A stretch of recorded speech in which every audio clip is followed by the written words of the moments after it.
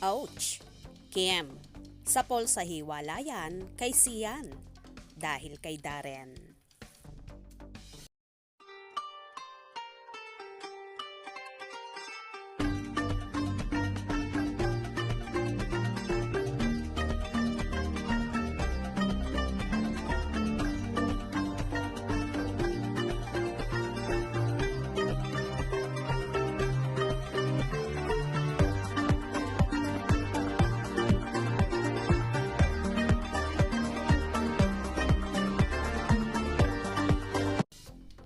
Isa sa naging guest ng afternoon show na It's Showtime, si Darren Espanto sa isa sa segment na Choose Me, Choose Me.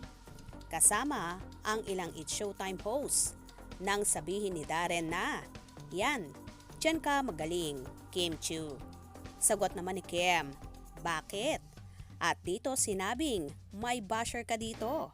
Sabay sabi ni Darren na, "Best friend ko to." At dito nga, pumirit si Chang Ami Perez kay Darren na kung may ikakanta daw kay Kimi, ano daw ito? At biglang kinanta ng singer ang "Anong nangyari sa ating dalawa?"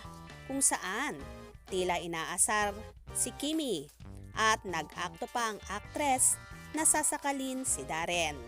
Nainokray naman lalo na mga kasamahan si Kim. Sabay yakap naman ni Darren sa kaibigan at sabi ng ibang host ay nagre-react ang mga madlang people kung saan napakayuko pa si Chinita Princess na wari natamaan sa kinanta ng kanyang bestie na si Darren. Halos hindi makakilos ang dalaga.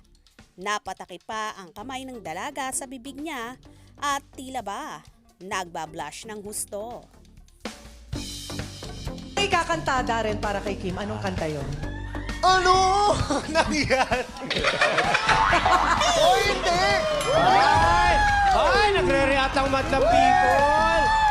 Oy, yung team song ng Linlang. Hindi, kaya yun ang kanta niya ngayon. Ang laki ng reaction Anong ng nangyari? madlang Bakit people. wala siya kahapon? Yun ang tinatanong niya. Bakit nandito to si Darren ngayon? Di ba na-taping ka kahapon?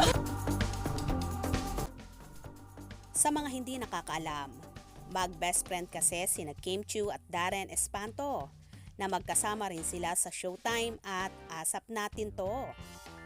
Ang kinanta naman ni Darren na Anong Nangyari sa Ating Dalawa ay team song ng Linlang kung saan kinanta ito ni Eric Santos. Tila may alam naman si Darren at tuluyan na ngang naibuking ang hiwalayan ng magkasintahang sina Kim Chiu at Sian Lim. Anyway, kalat naman na talaga ang balitang ito na kahit ang It's Showtime host ay alam nila ito, kaya palagi nilang inookray at inaasar si Kimi. Sanay naman na ang dalaga sa mga kasamahan, kaya idinadaan na lang niya ito sa tawa at tila nakamove on na rin naman ang dalaga ng mabilis dahil sa kanyang kapartner ngayon sa seryeng What's Wrong with Secretary Kim na si Paulo Avellino. Well, may panibago na namang aabangan ang lahat na magpapakilig at magpapasabog ng sweetness ngayong taong 2024. Kaya naman palaging tumutok at huwag na huwag pahuhuli sa mga maiinit na kaganapan. Anong inyong magiging reaction sa video ito? Comment below.